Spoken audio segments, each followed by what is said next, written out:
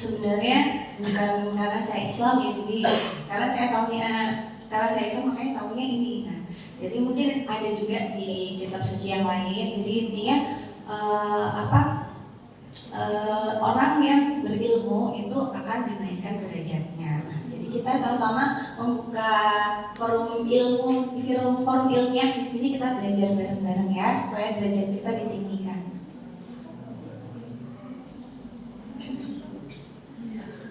Ya. Jadi penyusun mata itu ada empat bagian utama. Yang pertama dari tulangnya sendiri, kemudian ada jaringan lunak, kemudian bola matanya sendiri, sama yang terakhir dari jaringan sarafnya. Ada yang udah baca kuliahnya ini, udah dimasukin Bismart kan? Belum dimasukin Bismart? Ya, kalau gitu diperhatiin ya.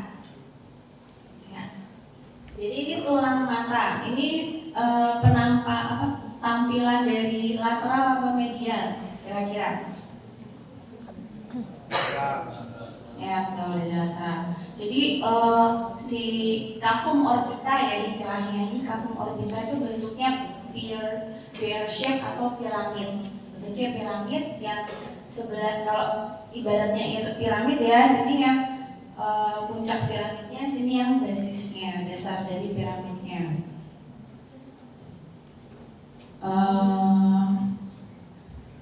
Bola mata jadi berada di dalam cavum orbita itu. Volume dari cavum orbita itu sekitar 30 mili. Jadi dari sini sampai sini itu kalau diukur volumenya mencapai 30 mili.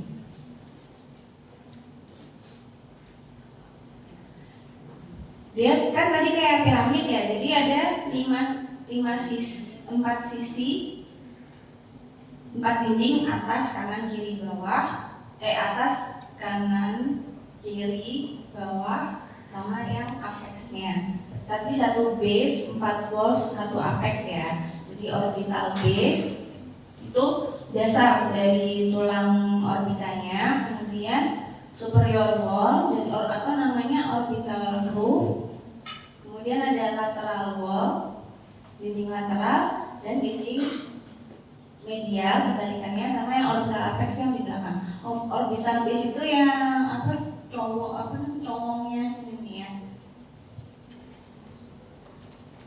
Nah ini tulang-tulang orbital base. Nah kalau dari depan ini yang namanya orbital base, terus roof itu roof atap kan, jadi di atas, yang floor di bawah atau inferior. Ini yang orbital superior wall. Yang ini lateral wall, yang sebelah sini medial wall. Nah, ini ya tulang-tulangnya, ada os frontal, os zigomatik, nanti dijelasin di slide berikutnya. Jadi kalau kesannya kayaknya cuma kecil ya, tapi yang namanya bagian dari kranio itu tulangnya memang kecil-kecil dan banyak sekali. Ya, ini yang orbital roof dulu. Berarti ini dilihat inferior view atau superior view? Lihatnya dari mana? Point of view-nya. Kira-kira dari bawah. Jadi kayak kita ngintip bola rongga mata dari bawah. Itu os frontal.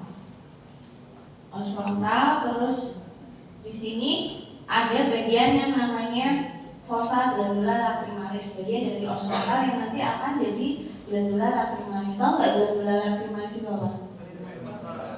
Ya, jalan mata. Terus di sini ada tulang zigomatik juga, dan ini kalau bahasa anatominya, bahasa Indonesianya ala mayor, osphenoid ala mayor. Yang ini osphenoid ala minor.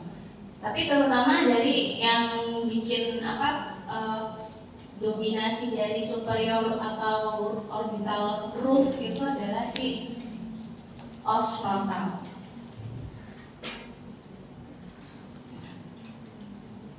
Yang ini medial wall ya. Medial wall dilihat dari lateral. Di sini ada banyak tulang yang sama si sambung yang tadi pertama ada os frontal, bagian dari os frontal di sini, tapi yang menyusun utama itu dari sini, dari tulang ethmoid, tulang lacrimal sebagian, kemudian ada tulang sphenoid dan tulang maxilla. Sini ya, maxilla. Sphenoidnya yang ala minor di sini. Bisa dimengerti?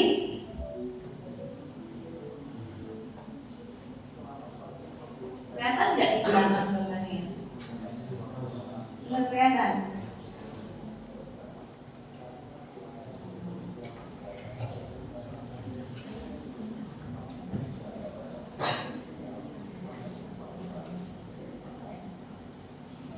Yang ini yang orbital floor dilihat dari superior view ya. Di sini ada terutama dibentuk oleh orbital plate dari tulang maxilla, os maxilla. Nih, prosesus orbitalis dari tulang maxilla di sebelah sini terutama. Terus masih ada lagi os palatina di sini sebagian kecil, dan ada sebagian dari tulang zigomatik. Jadi yang kalau orang bilang tulang pipi itu namanya os zigomatik ya.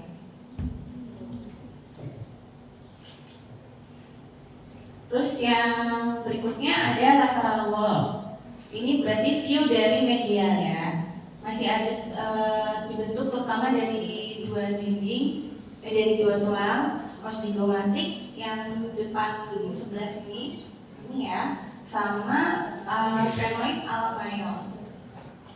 Ini sebesar ini ya, os sphenoid ala mayor.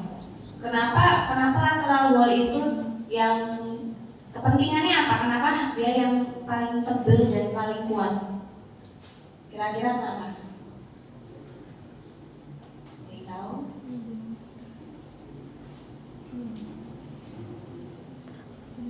Karena dia letaknya di luar, di sisi luar. Jadi kan daerah luar itu lebih rentan trauma daripada yang di sisi yang dalam. Tapi begitu traumanya kena ke bagian dalam, maka jejasnya akan lebih besar dibandingin kalau yang kena di luar, yang di lateral.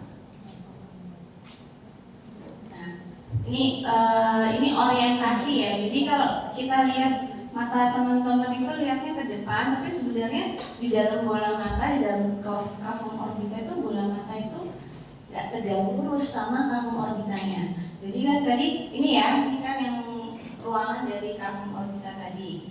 Dinding lateral tuh lebih terekspos, dinding nasal lebih maju, lebih anterior daripada yang dinding lateral. Bola mata itu lurus, tapi cavum orbitanya agak belok ya. Dinding medial ini sejajar, ya bisa dibilang bola mata itu sejajar sama dinding medial. Tapi karena sumbu dari piramidanya itu tadi karena si piramidanya sumbu sendiri, makanya aksis visual ini ya namanya aksis visual, aksis visual, optical aksis itu beda sama aksis orbita. Bedanya sebetulnya sekitar ini 45 derajat. Nah, kira-kira kepentingannya apa? Kenapa kok bola mata nggak sejajar sama orbital aksisnya? Kira-kira apa? Asal juga nggak apa-apa kok, ini belajar bareng. Ya. Berluas pandangan. Iya bisa. Salah satunya untuk bola mata itu kan ada ototnya ya, jadi dia untuk bergerak itu butuh space yang luas, terutama di daerah yang lateral. Jadi kalau coba diperhatikan ya, hewan-hewan yang predator, termasuk manusia itu predator ya. Bola mata itu ada di depan, Kalau hewan-hewan yang jadi mangsa itu matanya di kanan kiri kayak gitu. Itu salah satu hubungannya dengan area lapang kandang kita itu lebih dibutuhkan lebih luas dibandingin hewan-hewan yang jadi mangsa kayak gitu.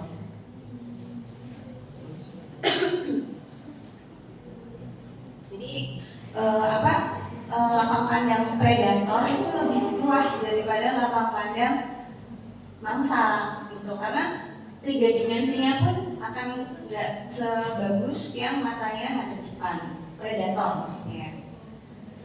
Ya.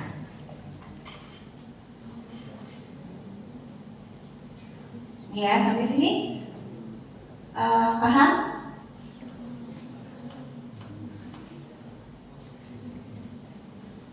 Nah, apa sih fungsinya dari tulang orbita itu?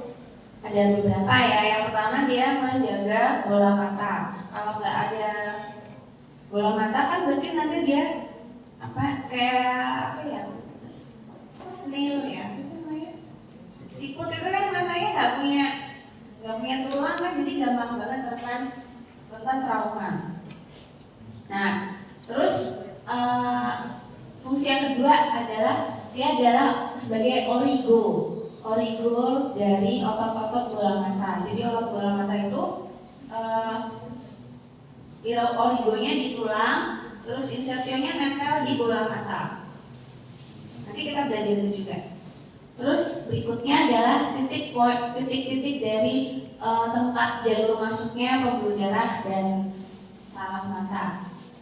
Kira-kira apa pembuluh darah sama saraf yang masuk di kavum orbita? Optik apa? Betul. Lainnya selain optik nerve?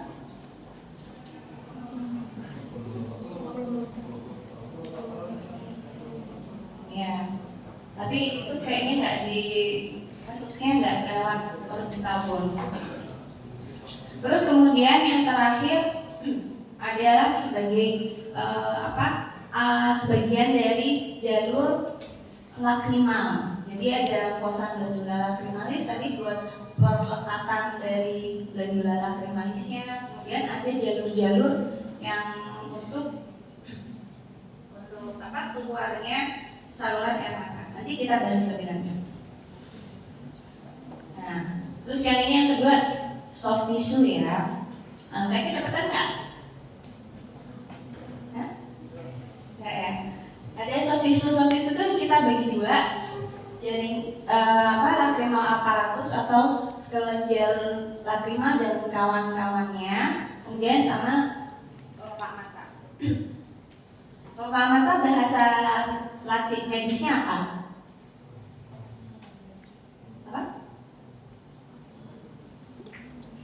Ya, ada bahasa medisnya palpebra ya. Jadi kalau yang di atas palpebra apa? Superior, dan di bawah? Yang sini apa? Palpebra lateral apa medial ada nggak? Nggak ada, betul. Jadi kalau kelopak mata ini kan ada, ini sebenarnya detailnya lebih dalam ya, tapi kita nggak usah bahas banyak di situ karena itu terlalu dalam dan belum perlu sedalam itu untuk di tahap sekarang. Jadi cuma perlu struktur anatomi secara umum palpebra itu dari kulit sampai ke bagian dalam kelopak itu. Kalau coba kalian pernah buka ini nggak bola mata, kelopak mata. Nah itu kan ada mukosanya.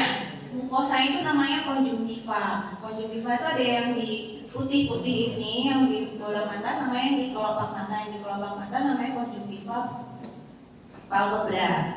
Ya, jadi nanti kita belajar lapisan dari kulit sampai ke konjungtiva palpebra. Di sini namanya titik, di sini namanya kantus lateral, yang di sini titik namanya kantus medial. Di sini kayak ada suka jendol daging gitu. Kalau orang nggak ngerti bilang kok kayak ada daging tumbuh di situ. Sebenarnya itu ya memang struktur normalnya kayak gitu. Memang ada yang nggak terlalu menonjol, ada yang menonjol banget. Jadinya jadinya kelihatannya kok kayak sesuatu yang abnormal, tapi sebenarnya itu normal. Terus di sini ada plika. Plika itu apa? Plika itu lipatan.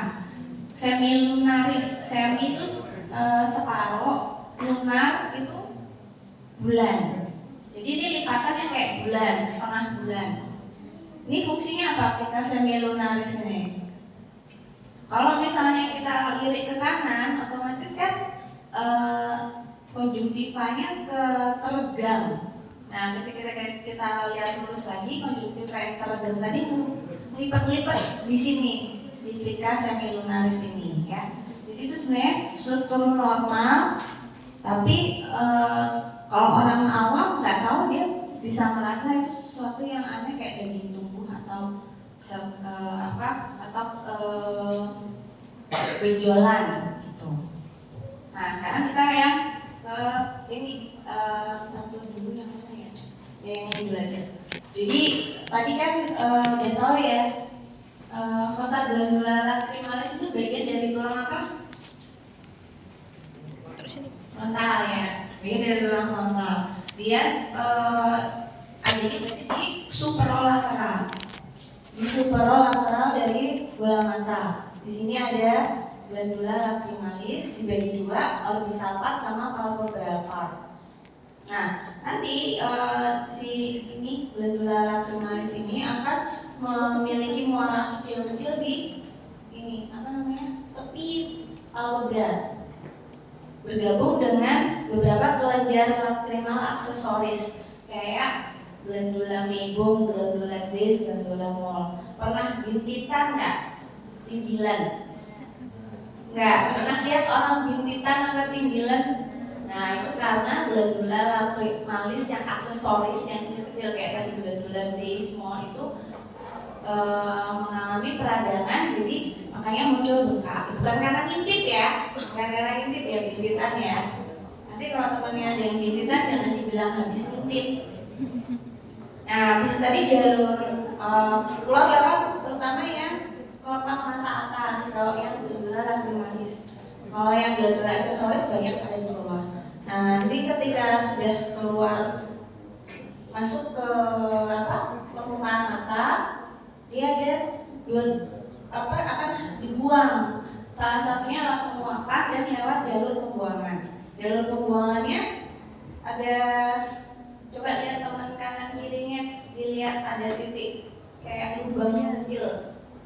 Tahu ya? Nah, itu namanya punctum lacrimalis namanya. Jadi ngapalin anatomi itu sedikit sedikit bisa diakalin. Asal kalian tahu ini, kalau lubang itu namanya bisa punctum, bisa orifisium, bisa apa lagi yang lubang. Terus gitu ya. Jadi nanti kalau misalnya tahu ini lubang, berarti kok saya tunjuk sini, oh ini punctum, ini salurannya hubungin ruang saluran air mata, berarti namanya punctum lacrimal. Karena letaknya di superior, berarti namanya punctum lacrimal superior.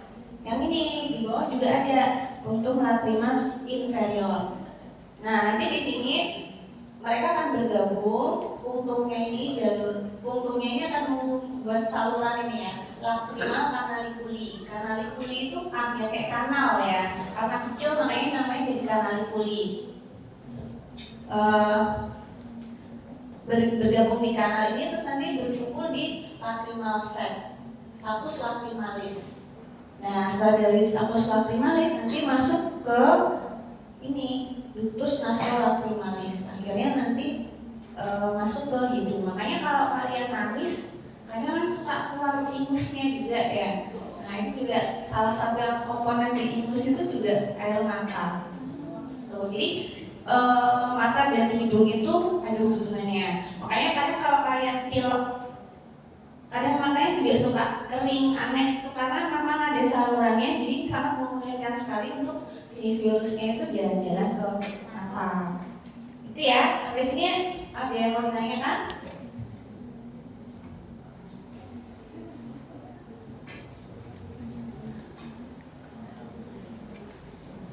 Nah, sekarang kembali ke kelopak ya. Jadi apa fungsinya kelopak mata? Itu ada 3 ya. Terutama melindungi palpebra dari melindungi bola mata dari trauma. Nanti ada hubungannya sama refleks kornea. Jadi kalau misalnya coba kalian deketin tangan jari kalian ke mata depan mata teman kalian, kan mereka otomatis kedip ya. So itu salah satu fungsinya adalah memproteksi bola mata. Kemudian tadi kan ini ya saat kalian lagi di glandula lacrimalis kan tadi memproduksi air mata. Nah, air mata ini akan dibantu diratakan oleh palpebra. Jadi kalau kalian berkedip itu air mata yang ada yang diproduksi dari glandula lacrimalis itu kayak kepencet ke pompa, akhirnya terus pas berkedip diratakan oleh si gerakan dari palpebra itu tadi. Nah, terus juga ada mencegah dari cahaya yang berlebih. Jadi kan kayak saya kalau merasa silau kan otomatis matanya nggak dikeripin, disipit-sipitin. Salah satunya kayak gitu ya. Nah, ini tadi ya lapisan kulit lapisan palpebra dari paling depan sampai paling dalam. Nih, jadi paling luar sendiri nanti ada gambarnya ya. Nah, ini kulit. Terus habis itu ada lapisan lemak ini, terus lapisan otot orbicularis oculi itu otot yang dibantu buat merem, memejamkan mata. Terus ada ini levator palpebra. Ini yang dari levator palpebra nanti dia kayak tendon-tendonnya yang ke kulit buat. Kalau levator itu kira-kira apa? Dari namanya bisa kebaca nggak ini otot fungsinya apa? Levator apa? Mengangkat ya, elevate levator. Nah, terus ini ada di sini.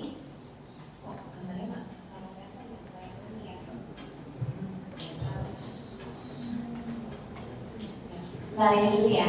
Jadi ada kulit sama jaringan lemak di bawah kulit. Kemudian ada muscle of protraction atau otot yang buat merem, memejamkan mata, itu si orbicularis oculi tadi ya. Itu otot utama untuk memejamkan mata. Ada lagi otot satu kecil namanya otot Muller, tapi dia persarafannya beda dengan otot orbicularis oculi. Kemudian ada lagi orbital septum, itu yang ini tadi yang garis putihnya ini orbital septum. Itu yang membagi dinding anterior palpebra sama posterior. Jadi kalau ada infeksi ke belakangnya ini, ke belakang dinding orbital septum ini, pasti dia akan lebih membahayakan daripada yang infeksi yang superficial. Terus ada itu tadi yang otot retraksi mata tuh membuka mata ya, namanya retract, menarik. Jadi kelopaknya ditarik ke belakang oleh si levator palpebra itu. Kemudian yang lapisan belakangnya ada tarsus. Ini ketutupan glandulanya. Harusnya di sini nih sepanjang kelopaknya, kelopak itu ada namanya tarsus itu. Tarsus itu adalah jaringan kartilago, jadi dia bisa dibilang tulangnya kelopak mata. Gitu. Jadi kalau misalnya pas kalian buka kelopak itu kan kayak ada indentasinya itu sebenarnya indentasi dari si tarsus itu. Jadi kayak ada bagian yang empuk-empuk itu yang tidak dilapisi oleh tarsus. Terus paling dalam ini ya, lapisan paling dalam adalah konjungtiva palpebra, yaitu suatu mukosa yang langsung kelihatan untuk kalian mengekspresikan palpebra. Tuh. Nah ini ya, jadi Kan di secara umum palpebra superior sama inferior itu sama, cuma bedanya lebih pendek ininya apa ketinggiannya ya. Kalau yang karena ini karena kan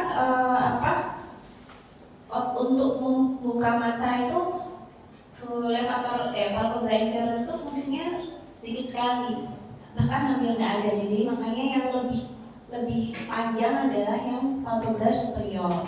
Nah, jarak antara ini kan ada kayak ruangan putih ini ya.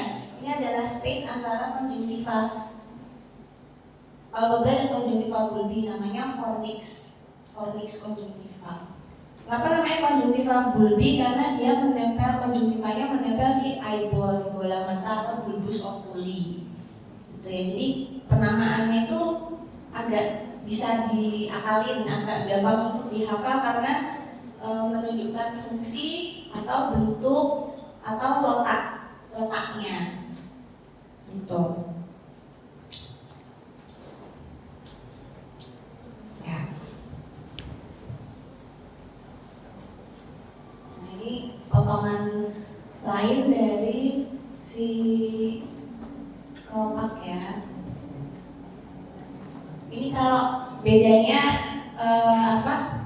ras-ras tertentu ya. Kalau ras Asia yang matanya sipit-sipit, ras mongoloid ya, itu kenapa matanya bisa nggak ada garis matanya, eye crease-nya itu, lid crease itu ternyata karena beda dari jaringan lemaknya. Kalau misalnya kayak artis-artis Korea gitu ya, itu kan nggak punya lid crease, itu karena jaringan lemaknya itu masuk sampai ke palpebra. Padahal harusnya mereka tuh berhenti di septum orbita, berhenti di sini. Tapi kalau orang-orang artis Korea gitu, mereka lemaknya itu masuk bawah, masuk ke menjurus ke area yang harusnya terisi septum orbita. Makanya dia jadi nggak punya lid crease. Nah, kalau misalnya biar bisa ada lid crease-nya ya satunya ini lemaknya didorong ke atas, terus ini dikeras ini. Tapi itu ini banget ya, bedah plastik banget ya. Jadi nggak usah dibahas lebih dalam. Intinya bedanya kenapa kok yang orang-orang tertentu ada lid crease-nya, orang-orang yang artis-artis yang dari Korea, artis Cina itu kenapa kok nggak ada lid crease-nya? Ternyata perbedaannya adalah posisi lemaknya.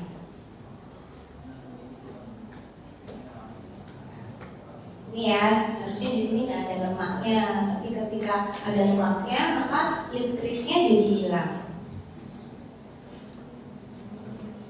Nah, mungkin inervasi dan vaskularisasi. Jadi ini penting ya. Mata itu kelihatannya cuma kecil ya, organnya kecil, tapi empat dari cranial nerves itu tujuannya murni buat mata.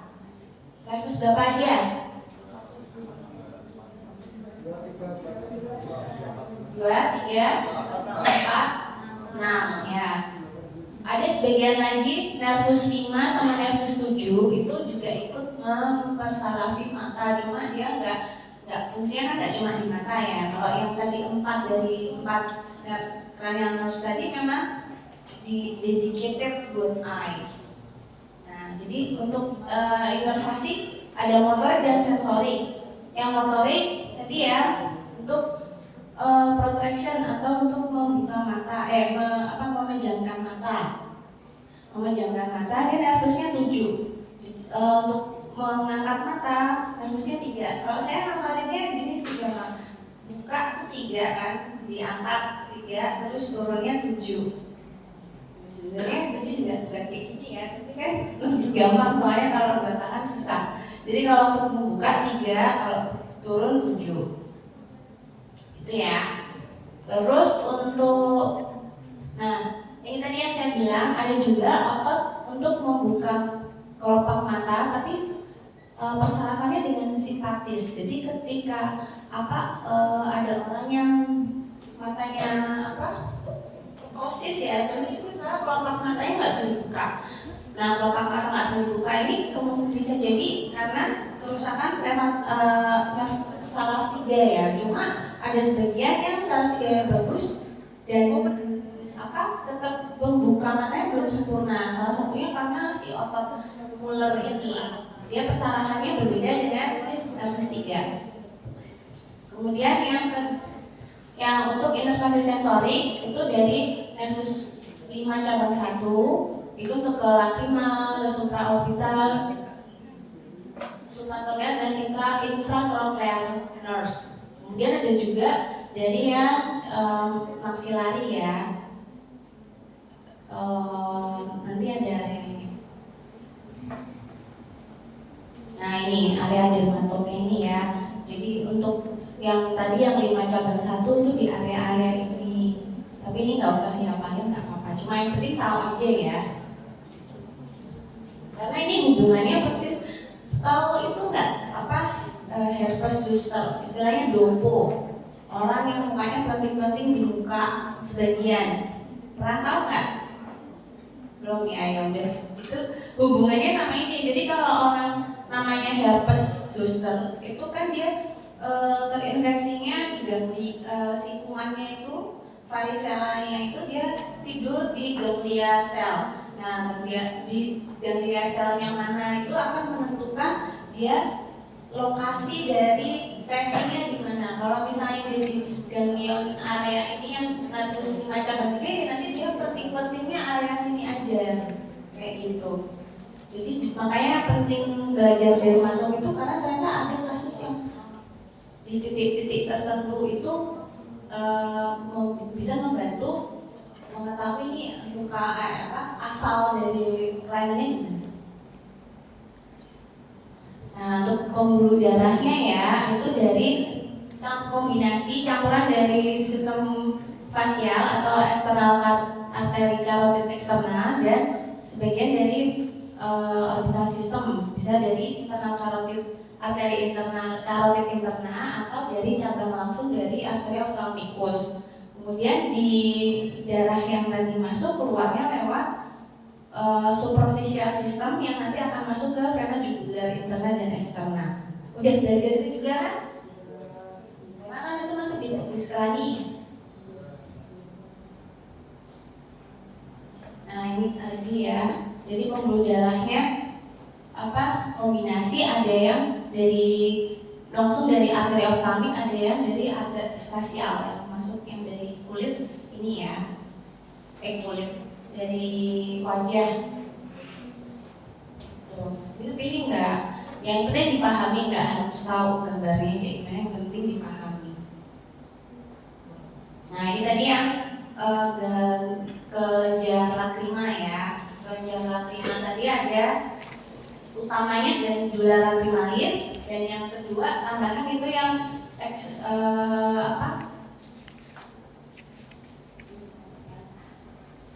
yang di palpebra tadi ya, ada zeis, mol sama ego. Kemudian dari lacrimal glandula lacrimalis keluar ke saluran ekskretorinya, langsung masuk ke canaliculi, punctum, itu tadi yang udah aku jelasin di depan. Nah ini glandula lacrimalis itu eksokrin. Apa bedanya eksokrin sama endokrin? Apa?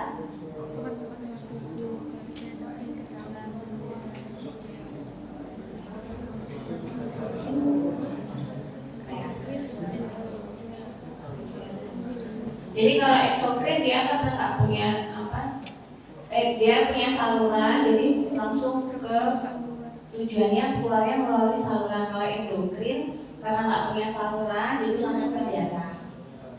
Nah ini fungsinya dia adalah memproduksi komponen air mata, komponen cairan untuk air mata. Ya, isinya ada lisosim, lactoferrin dan imunoglobulin A. Dia karena namanya ini ya, namanya kan glandula lacrimal, ini gampang nih. Di vaskularisasinya ya oleh arteri lacrimalis, cabang dari arteri ophthalmica. Nah, terus dia inervasinya dari parasimpatis, tapi juga ada sebagian dari serabut simpatis yang dari ganglion cervicalis superior. Gitu. Tapi terutama ada dari yang parasimpatis. Nah, ini sebagian kelenjar itu biasanya adrenalin. Biasanya simpatis, cuma kalau kelenjar air mata ini dari parasimpatis terutama. Itu kan kalau nangis itu kan sedih, kalau sedih itu kan yang dominan simpatis apa parasimpatis? Parasimpatis ya. Kalau misalnya orang seneng itu yang flight itu kan udah belajar ya, teori flight itu kan yang dominan adrenalin karena dia sifatnya yang simpatis. Yang tadi ya, jadi dari glandula lacrimalis keluar ke ekskretori, masuk ke punctum, terus ke kanalikula, ke saccus lacrimalis, terus akhirnya keluar di yang sini. Udah belajar belum? Yang bagian dalam hidung. Udah ya, dari anatomi sama dokter dulu. Nah deh, di sini nanti keluarnya di hiatus semilunaris.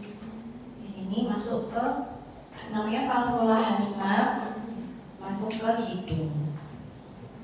Jadi ada air mata dalam ingus kalian. Nah, kan quiz ya. Nih.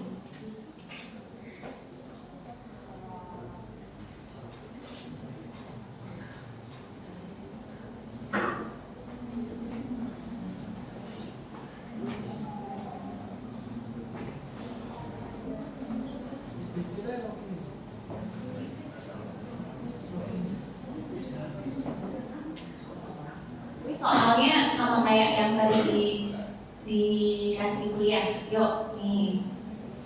Coba.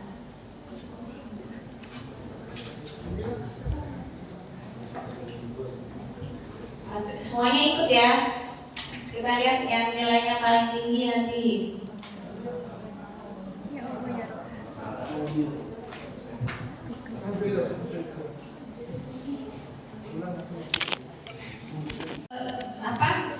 Panjangnya dari ujung kornea sampai ke belakang bola mata itu sekitar bervariasi, tapi normalnya sekitar 23 ya. Nih. 23 mili. Volumenya 200, volumenya ini total ya sekitar 7 milian ya. 6 sampai 7 mili. Ada dibagi tiga ruangan, anterior chamber, posterior chamber, sama vitreous cavity. Vitreous cavity itu termasuk di posterior chamber. Nah ini ya, bola mata. Bola mata ini kita terutama belajar yang hubungannya sama saraf dulu ya. Kalau untuk yang jadi terutama proses penglihatan dan inervasinya. Kalau misalnya yang organ-organ lain nanti belajarnya pasti blok mata. Nah jadi bola mata ini tadi ya yang 23 cm tadi itu mili tadi dari ujung kornea sampai ke ujung di ini fovea. Fovea itu bagian dari retina yang mungkin kalau waktu SMA dulu istilahnya bintik kuning. Makula itu namanya bintik kuning. Itu tengahnya ada fovea. Nah itu adalah titik sentral dari aksis optikal. Ini ya, dari kornea terus ke kornea terus masuk ke kamera okuler anterior, ada iris, ada pupil. Ini adalah ruang kosong di antara lensa dan iris itu ya. Terus belakangnya lensa, ini vitreous cavity, belakangnya ini ada 3 lapis membentuk bola mata, sklera, koroid, sama retina. Nah retina ini bisa dibilang saraf mata, tapi yang sebenarnya saraf mata adalah optic nerve ini ya, optic nerve. Nah bedanya kamera okuler anterior sama posterior itu dibatasin dari sini ya, dari lensa ke belakang itu udah masuk kamera optik posterior atau posterior chamber. Ini yang ke belakang. Nah, ini kornea. Kornea itu dari anterior sampai posterior itu ada 5 lapisan. Pertama epitelium, terus ada membran Bowman. Ini membran basalis dari epitel kornea. Kemudian masuk stromal setebal ini, baru endotel dan descemet membran sama endotel ya. Ini kalau di apa kayak USG gitu ya, bentuknya kayak gini. Kornea tuh dia ada kurvaturanya. Nah, ini tampak depan. Yang tadi yang selaput atau rangka dari bola mata itu namanya sklera. Sklera itu artinya keras, makanya dia membentuk bola mata, membuat rangka bola mata karena dia susunannya keras. Dari sklera, terus yang putih ini tadi sklera itu dilapisi sama yang namanya konjungtiva bulbi karena di bola mata. Antara konjungtiva dan kornea itu ada garis namanya limbus. Terus masuk korneanya, yang ini yang tengah namanya pupil ya. Nah itu apa? N itu apa sih? N itu adalah indeks refraktif. Kayak kalau waktu SMA pernah belajar yang pembiasan itu ya, dari yang ada botol atau gelas dimasukin sendok atau pensil itu kan kelihatan patah. Nah itu karena indeks cahayanya kan berbeda. Nah diameter radiusnya itu sekitar 7,8. Kalau diameter ya 2 kalinya ya. Dan dia adalah bagian yang berperan paling besar dalam media refraksi mata. Nah ini ada 2 diameter horizontal dan vertikal. Nah ini harusnya kan diameternya sama. Kalau misalnya radiusnya 7,8 berarti diameternya mungkin sekitar 14-an ya. Kesini 14, kesini juga 14. Nah kalau salah satu itu cuma 12, saya ini vertikalnya cuma 12 kurang dari yang diameter yang horizontal, berarti nanti jadi silinder atau astigmat. Pakai kacamata ada yang astigmat nggak? Ada yang silinder nggak? Nah itu karena korneanya irregular. Diameter korneanya irregular. Bukan ilegal. Nah ini fungsinya kornea adalah dia adalah organ struktur dengan refraktif power yang paling besar. Tadi kan 58 sendiri ya, padahal total dari kekuatan refraksi mata itu sekitar 60-an, sekitar 80-an maaf. Jadi yang 58-an sendiri itu dari kornea. Nah, dia juga mempunyai fungsi memproteksi dari bola mata karena dia ujung-ujung sarafnya itu sangat sensitif sehingga kalau ada benturan atau trauma kontak dengan benda asing itu kornea langsung sigap dengan mengeluarkan refleks kornea. Nanti kita pelajari di belakang. Nah ini ya persarafannya oleh nervus ciliaris longus, itu cabang dari nervus 5 cabang 1. 5 cabang 1 tadi apa namanya? Nervus 5 itu apa? CR5 Trigeminus, cabang 1 ophthalmicus ya. Nah ini kenapa nggak ada pembuluh darah untuk retina atau kornea? Kenapa?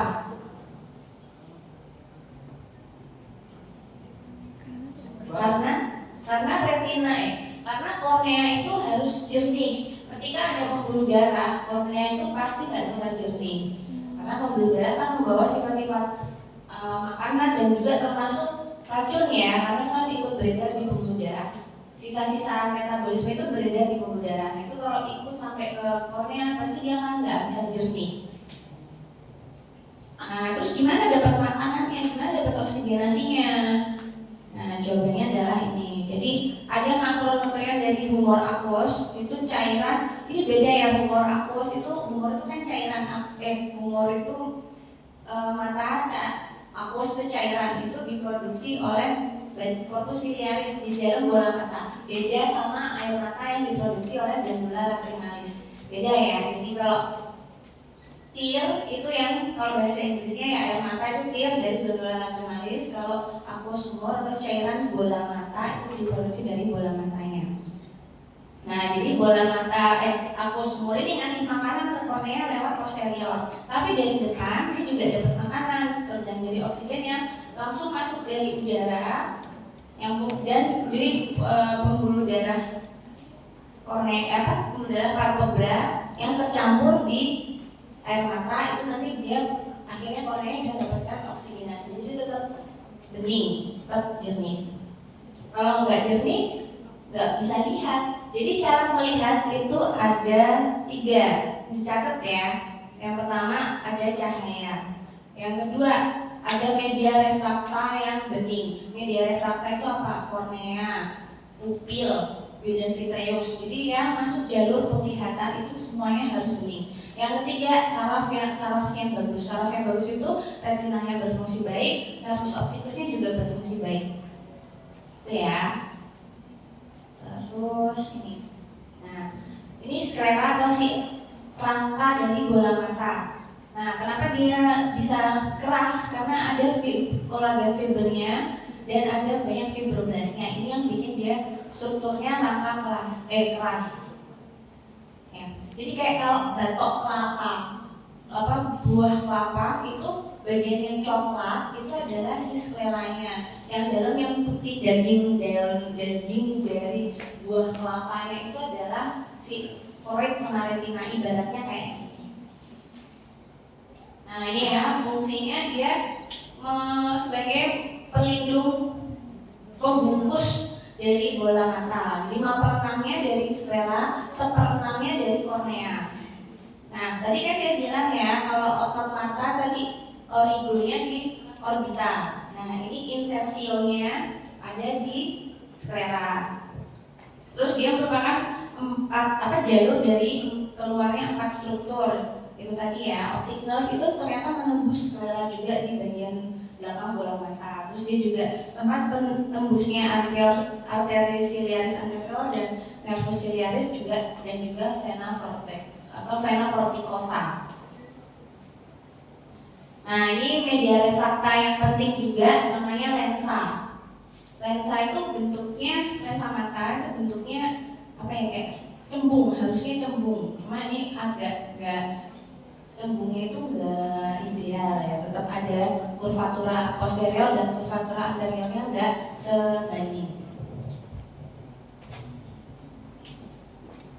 Nah, fungsi dari lensa ini ya, karena masih ingat pelajaran fisika zaman SMA atau mungkin SMP ya diajarinnya. Karena ini lensa itu biconvex. Lensa konveks itu mengumpulkan cahaya, mempunyai fungsi konvergensi cahaya. Kon itu satu menyatukan, div itu divide kayak membagi. Jadi kalau lensa konvergensi itu dia mengumpulkan cahaya ke satu titik yaitu di retina. Jadi cahaya yang banyak difokuskan oleh si lensa karena dia mempunyai sifat cembung dan mempunyai sifat konveks. Kemudian dijatuhkan di pas titik di retina. Itu ya fungsinya. Dia mempunyai refractive power sekitar 20 dioptri, memfokuskan image karena sifatnya dia konveks lensanya, dan untuk akomodasi itu apa? Akomodasi itu kemampuan lensa untuk mengubah ketebalan lensa dalam rangka memfokuskan bayangan biar sampai ke retina. Jadi kadang dia bisa diameternya bisa cembung, lebih gendut, kadang bisa lebih tipis. Nah ini sama kayak kornea, lensa itu juga nggak punya persarafan dan avaskular. Ya, itu tadi yang saya bilang antara posterior diameter bisa berubah selama akomodasi. Kadang bisa tebelnya mungkin segini, kadang bisa segini. Jadi benar sesuai kebutuhan untuk membaca. Ada namanya trias melihat dekat. Trias melihat dekat itu trias ya, 3 itu akomodasi mata. Jadi si lensanya menebal, diameter anterior posteriornya bertambah. Kemudian ada sama satunya miosis, pupilnya kecil. Nah ini ya saat akomodasi itu ini lensa matanya yang tadinya diameternya misalnya anggaplah 3 mili ya, dia kan tipis. Nah ketika harus fokus dia lensanya menebal. Nah saat menebal ini zonula lazimnya ini relax karena otot siliarisnya kontraksi. Jadi bisa dilihat bedanya terutama di 3 titik ini, 1, 2, 3. Ketika dia relax, akomodasi itu saat membaca dekat ya. Makanya kalau kalian baca buku kelamaan, baca handphone kelamaan, screen time yang tertinggi itu kan semuanya jarak dekat. Itu pasti capek-capek karena otot siliarisnya kontraksi ya. Kontraksi di sini, terus zonula zini ini dia adalah otot zonula penggantung lensa. Jadi lensa mata itu attach sama si otot siliarisnya. Ketika dia kontraksi, ketika dia relax, ototnya relax, ini dia tegang. Tapi lensanya lebih pipi. Nah, ketika dia dekat, otot siliarisnya kontraksi, zonula fibersnya relax, lensanya menebal. Itu ya. Nah, terus ini mulai agak susah di sini ya retina karena kompleks banget. Retina itu ketebalannya sekitar 100-an mikron, kecil banget, tapi lapisannya banyak banget. Nah ini ya retina tuh yang warna kuning ini, dia dibagi 2, yang optic part sama non visual. Optic part itu yang ada fungsi itu penglihatannya, ada fungsi itu kalau ada bayangan jatuh di situ dia bisa menerima itu sebagai suatu objek dan harus diteruskan ke otak. Tapi kalau misalnya di non visual retina itu di ora serata ke depan dia nggak punya fungsi untuk penglihatan. Nah ini yang garis hijau itu ora serata imaginary line itu menunjukkan kalau garis ini ke anterior itu ora serata. Nah ini fungsi kamera itu kalau misalnya kalian moto pakai blitz itu kan ada tuh yang kelihatan merah ya, red eye. Makanya ada beberapa fitur red eye reduction. Itu karena matanya berdarah kok bisa merah. Kira-kira apa? Itu merahnya itu apa? Merahnya itu adalah pantulan dari ini koroid. Nah, jadi si retina ini aslinya lapisannya bening karena harus menerima cahaya. Nah, warna merah itu adalah dari koroid. Koroid itu adalah lapisan yang isinya sangat vaskuler, sangat isinya pembuluh darah. Nah, ini vaskular. Jadi retina kalau di foto itu kelihatan merah itu adalah pantulan dari koroidnya. Kalau retinanya sendiri sebenarnya dia bening. Kenapa bening? Nih, karena dia nggak punya myelin. Jadi dia keluar dari ini nervus opticus ya, ini nervus opticus. Ini yang tadi saya bilang makula. Fovea adalah di tengah-tengah dari makulanya ini. Itu adalah titik aksis visual. Jadi penglihatan yang paling bagus itu di sini. Jadi kalau misalnya kalian melihat kan pasti deketinnya kan ke depan ini ya, enggak ini kan. Nah, dari itu karena memang bayangan itu untuk bisa fokus 100% harus jatuh di fovea. Nah, dari nervus opticusnya masih ada selubung myelinnya, dia masih ada dia nggak punya sel swan tapi dari oligodendrosit yang memproduksi mielin. Berhenti sampai sini. Nah, ketika keluar dari nervus opticus, dia udah nggak ada mielinnya. Makanya makanya tetap transparan, nggak berwarna, nggak ada warnanya.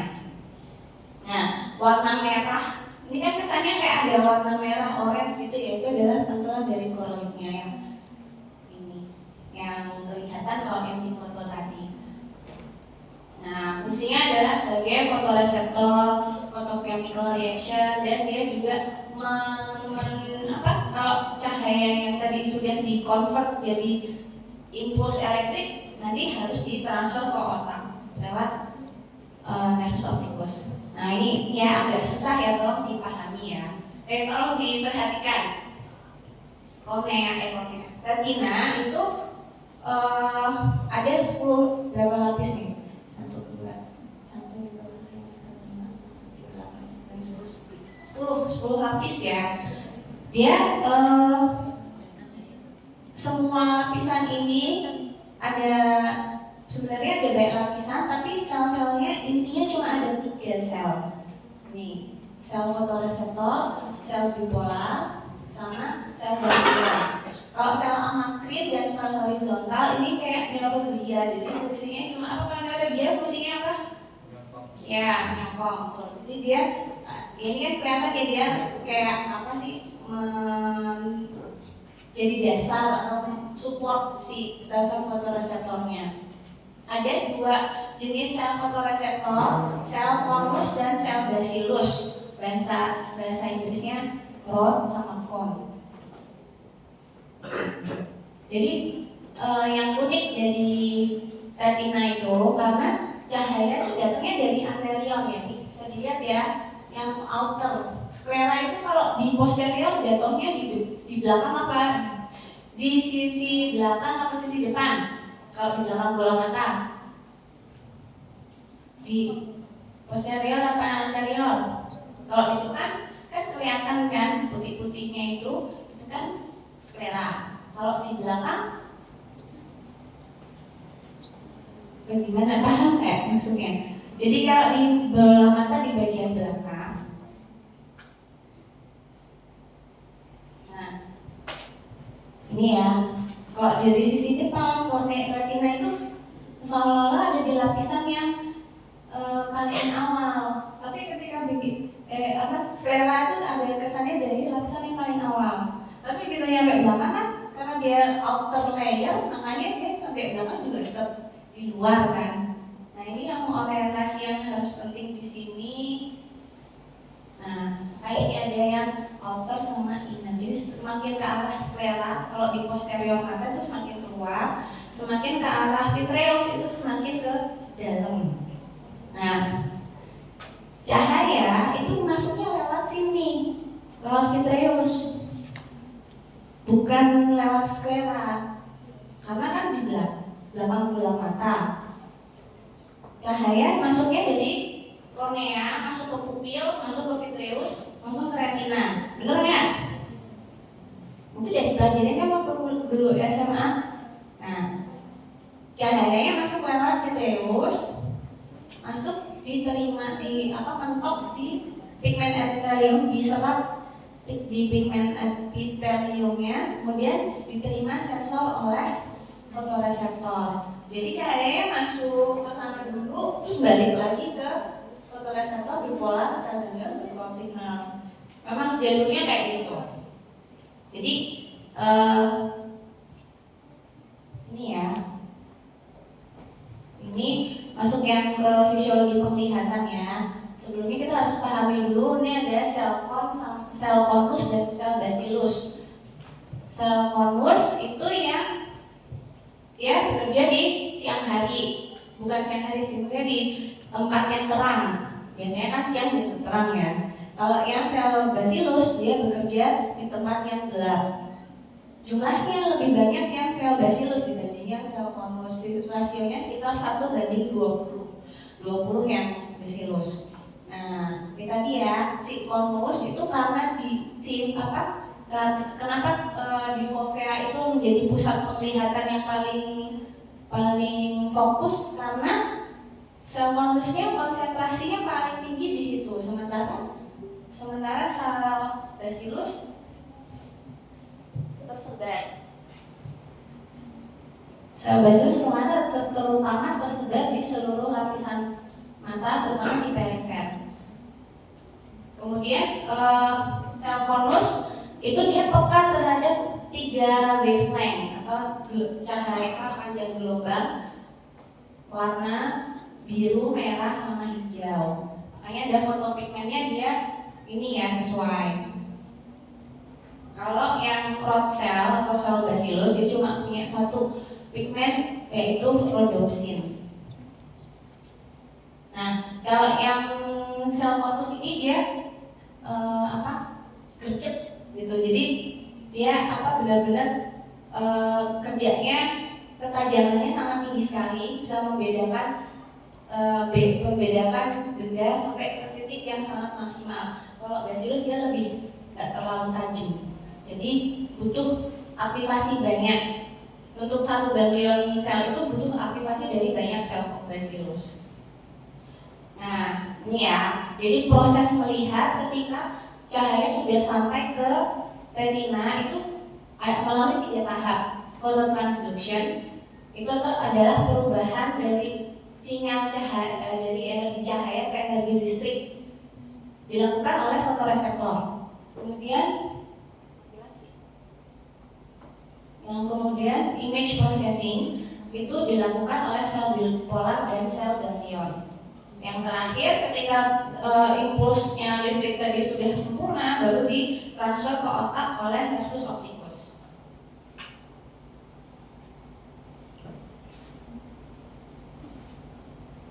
Ini ya. Nah ini yang agak susah jadi harus dipahami. Transduksi itu meliputi 3 tahap sintesis pigmen. Jadi di sini ada namanya cis retinal ya. Jadi ini? Orientasinya. Nah tadi ya pigmen di ujung dari sini biar nggak bingung.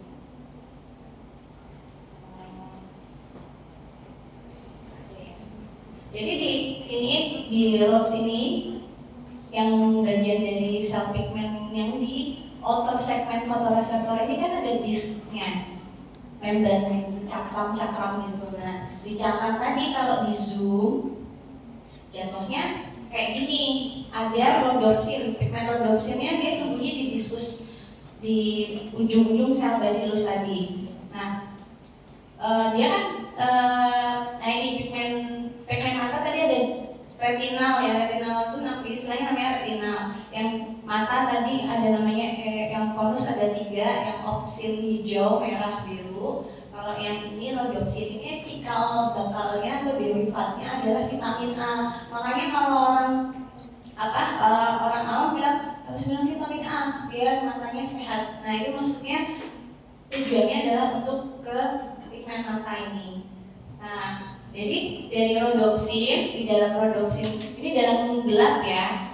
Dalam gelap kan rhodopsin yang berperan.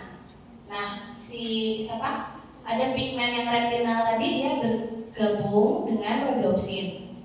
Di sini ya namanya dalam bentuk 11 cis retinal. Nah ketika ada cahaya si rhodopsin kalau ketika di dalam cahaya yang berperan udah sel konusnya. Nah makanya namanya jadi opsin. Ketika si opsin ini bekerja, 11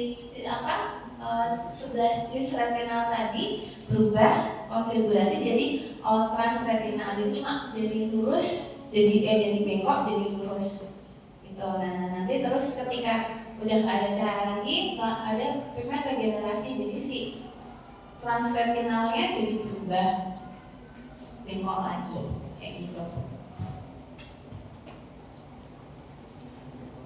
Nah ini ya tadi lanjutannya ya.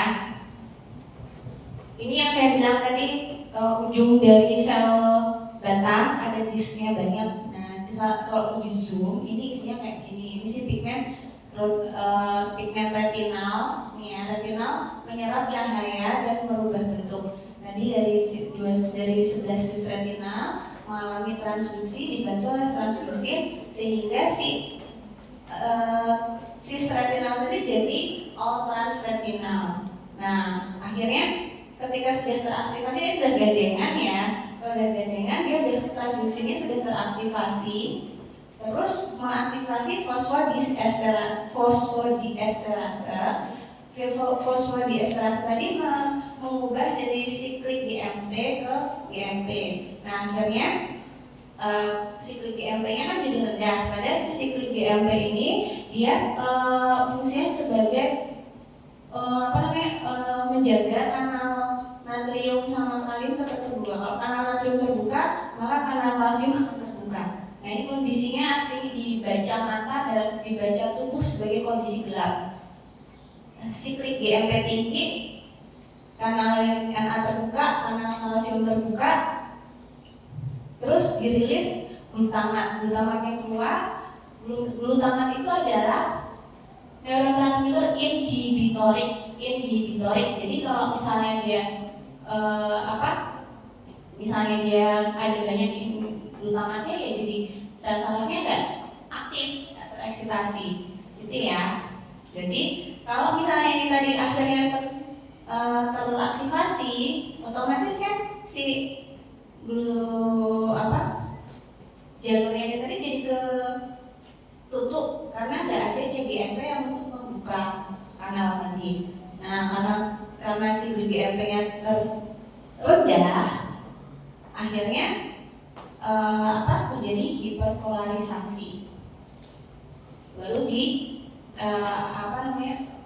anggap sebagai ada sensasi cahaya. Nah, ini ya.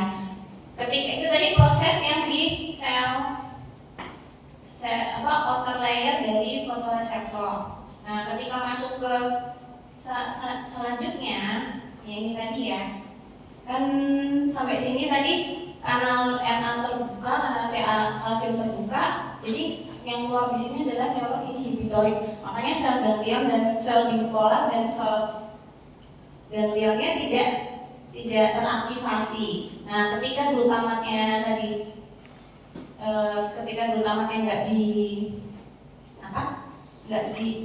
diproduksi karena kebuka kanalnya, ketutup kanalnya, makanya terus jadi muncul depolarisasi di sini, dan jadi ada sinyal di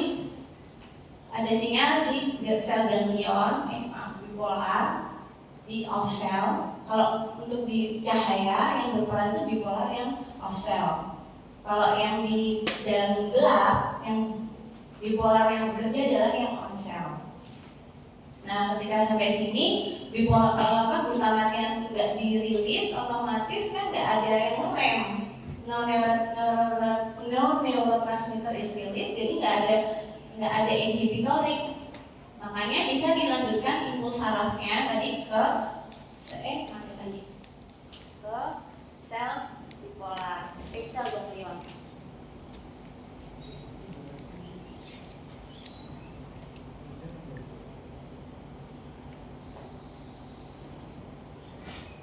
Dari sel ganglion sambung ke otak. Ya, ini itu ya krusial banget ya. Tapi dalam banget sih, tapi nanti nggak keluar ujian. Cuma harus dipelajari ya. Itu dibaca sendiri.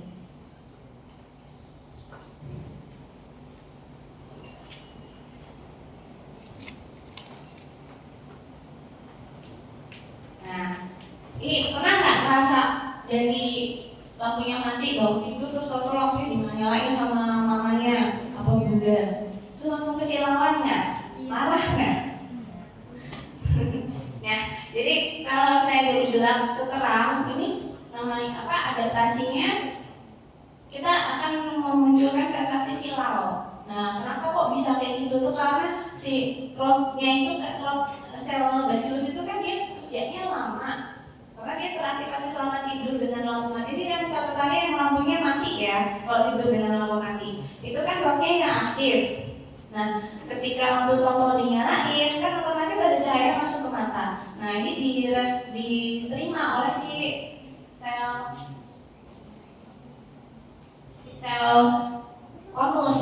Jadi otomatis sel batang dan sel basilusnya dan sel konusnya terstimulasi secara bersamaan, makanya muncul sensasi silau.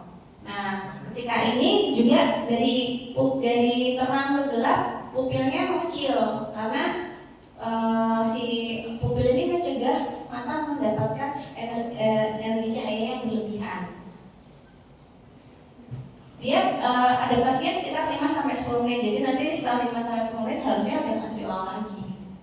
Nah, kemudian kalau yang dari terang ke gelap, dari luar terus Bapak masuk ruangan yang sangat gelap ya, itu akan ada sensasi hitam gelap sekali. Nah, itu karena yang dalam berperan di cahaya yang gelap adalah sel rhodopsin, adalah sel basilus. Nah, sementara kita tadi habis dari ruangan yang terang, di mana sel basilusnya inaktif. Nah, otomatis terpaksa jadi harus bekerja cepat, padahal si sel basilus itu agak lemah dibandingin sel konus. Jadi responnya agak lama, sekitar 20-30 menit. Nah, untuk mengumpulkan cahaya yang cukup untuk mata bisa mengadaptasi, itu pupil akan berdilatasi sehingga mengumpulkan cahaya yang cukup biar kita bisa melihat apa yang ada di ruangan itu.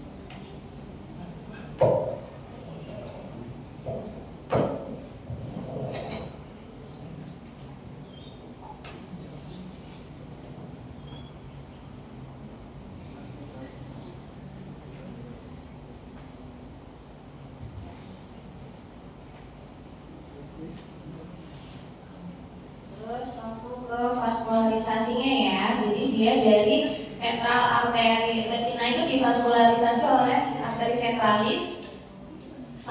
Untuk bagian saraf retinanya, untuk fotoreseptor dia dapat dari koreo kapiler. Koreo kapiler itu pembuluh darah yang dari koroid tadi ya.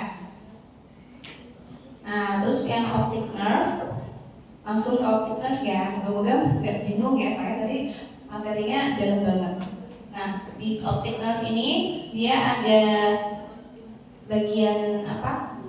Di sini ya, dari intrakanalikuler di sini, terus masuk jadi intrakonal, terus intraorbital ke sini. Oh, ini intrakanalikuler. Yang di sini yang intrakranial ya. Jadi dibagi 4. Jadi kalau saya dilihat ini kan panjangnya dari sini ke sini itu lebih panjang daripada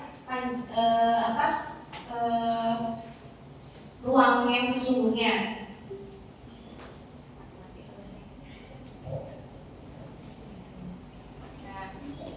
Nah, kenapa kayak gitu? Karena si siapa kanan optik nervus opticus itu jadi seolah-olah berbentuk huruf S. Itu untuk mempermudah ketika bola mata melirik. Jadi karena dia panjangnya melebihi dari ruangannya, maka dia nggak akan ketarik. Kalau saya matanya melirik ke sini kan otomatis nervus opticusnya ikut ke sini. Kalau saya panjangnya pas, kan pasti nanti terekam.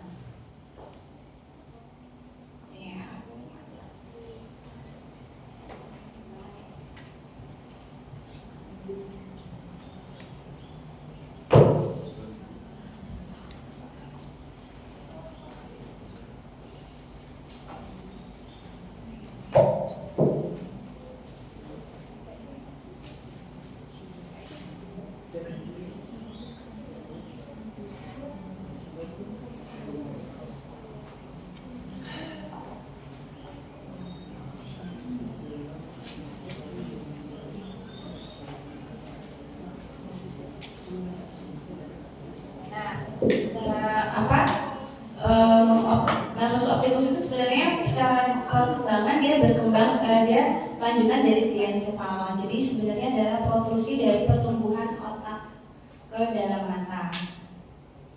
Ya, nah ini tadi dia nggak punya sel Schwann, tapi dari oligodendrosit. Nah, vaskularisasinya ada beberapa. Vaskularisasinya dari arteri ciliaris posterior, dari arteri ophthalmica, ada dari arteri cerebralis anterior.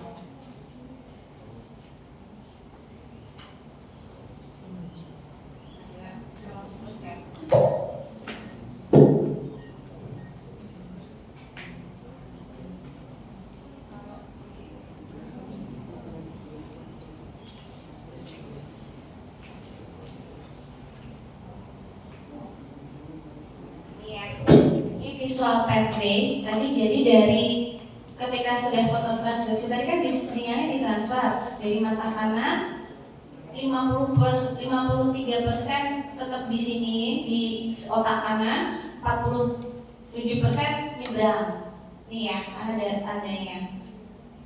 Jadi yang bagian lateral itu tidak menyeberang, bagian yang medial, bagian nasal itu menyeberang ke otak sebelahnya. Yang sini juga dari mata kiri bagian nasal, bagian lateral ke otak kiri, yang bagian nasal ke otak kanan. Nah ini di sini namanya tragus optik, optic nerve, nervus opticus, terus di sini chiasma. Chiasma ini tempat persilangannya. Kemudian masuk sini tragus opticus. Nah di sini adalah corpus geniculatum lateral. Nanti yang dari sini ke radiatio optica, baru ke visual cortex di lobus occipital. Gitu ya. Nah ini otot-otot bola mata ya, ada 6 otot bola mata. Superior, gampang ini. Rectus itu ada 4, superior, inferior, lateral, medial, terus tambah obliquus. Oblik itu serum, miring. Obliknya ada 2, yang superior sama yang inferior. Nah ini ya. Ini istilahnya ya namanya. Nah ini ada beberapa pergerakan bola mata untuk vergens. Vergens itu artinya dia gerak bola matanya beda arah. Jadi kalau misalnya melihat dekat, itu kan dia kan dua mata kan kumpul ke tengah. Kalau udah jauh, bola mata kan lebih tersebar. Itu namanya vergens. Vergens ini konvergens, menjauh jadi divergens. Terus duksi, ya tadi ya, kedua duksi ya. Duksi itu geraknya ke arah yang sama. Misalnya ini bola mata, kalian lihat ke atas kan matanya semua kanan kiri ke atas semua ya. Nggak yang atas, yang kanan ke atas, yang kiri ke bawah, kan nggak kayak gitu. Itu namanya duksi. Nah duksi bisa jadi abduksi, adduksi, supraduksi, infraduksi.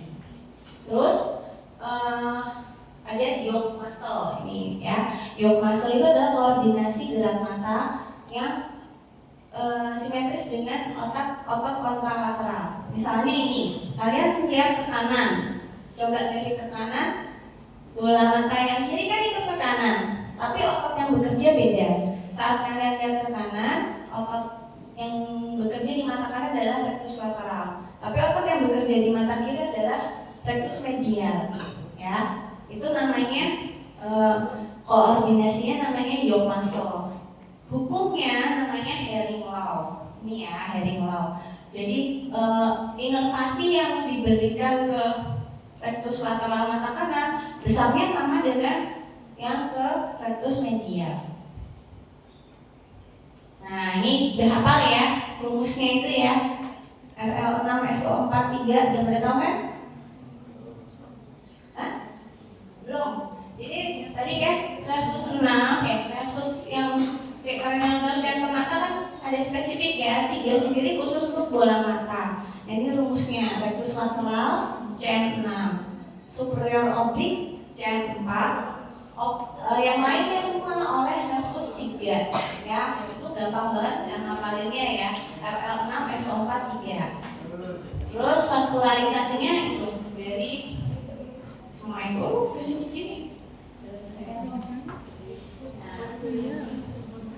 Ternyata baik banget ternyata ya. Jadi nanti slide-nya kalau belum dimasukin di Bismart nanti biar di-share ke Bismart. Ini masih ada banyak tapi jamnya udah habis. Jadi sih yang penting itu sih tinggal kurang refleks ini aja. Jadi ada 2 refleks cahaya dan refleks kornea.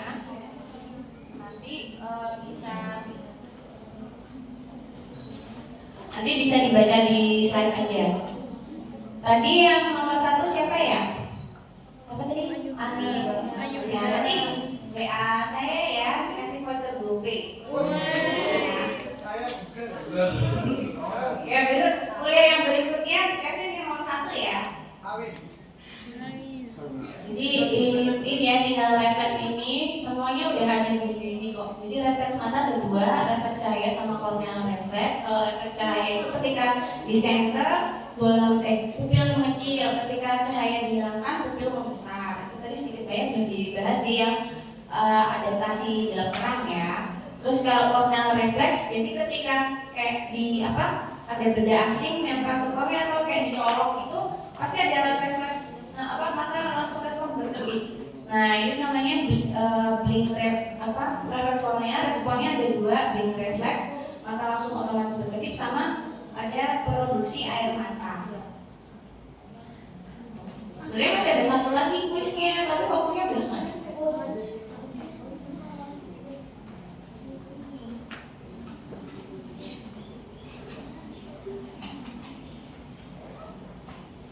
Ya gitu dulu ya. Nanti kalau ada yang mau tanya bisa ditanyakan. Mohon maaf kalau ada kesalahan, ini karena waktu sudah menunjukkan harus tutorial. Kita pindah ke ruangan sebelah. Terima kasih atas teman-teman. Kita akhiri dulu kuliahnya. Berdoa dipersilakan. Yang sudah selesai